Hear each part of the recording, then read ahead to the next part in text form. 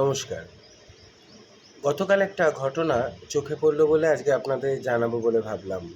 পুরুলিয়াতে এক স্টেশনে স্বামী স্ত্রী দুজনই স্টেশন চত্বরে যত প্লাস্টিকের বোতল থাকে সেগুলো কুড়িয়ে বিক্রি করে। এই কাজই করে তারা নিজেদের পেট চালায়। বাকি আর এই ধরনের লোকেদের স্বাচ্ছন্দ্য বলে তো আদার্স অনেক কিছু থাকে না, পেট চালানোটুকুই হয়। তো সে ভদ্রলোকের স্ত্রী মারা যান, স্টেশন চত্বরেই মারা যান। তো তারপর রেলওয়ে কর্তৃপক্ষকে উনি গিয়ে জানান যে এরকম ঘটনা ঘটেছে, কি করব না করব।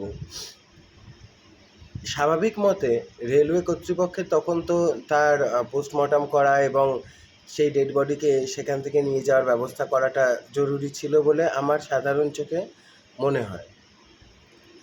6 ঘন্টা সেই ভদ্রলোক নিজের স্ত্রীর ডেড বডিটাকে আগলে নিয়ে বসেছিলেন।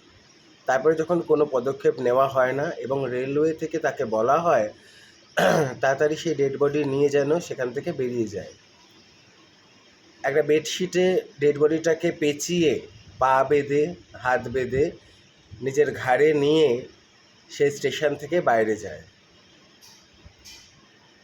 অর্থনীতিতে নাকি অনেক উন্নতি করেছি, নানা রকম জিনিস আমরা শুনতে পাই, দেখতে পাই।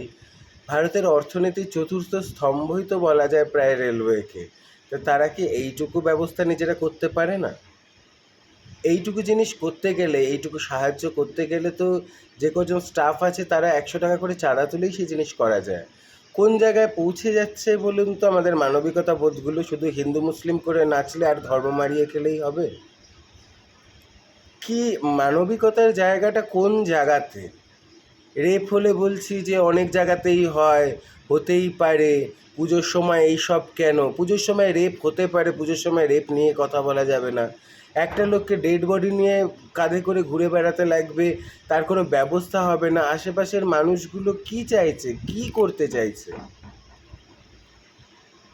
এখনও যদি না ভাবেন না, সামনের ভবিষ্যৎটা খুব কঠিন হয়ে দাঁড়াবে। আমাদের ছেলেমেয়েরাও রাস্তায় বেরিয়ে কোনো বিপদে পড়লে সবাই তামাশাই দেখবে, কেউ এগিয়ে আসবে না।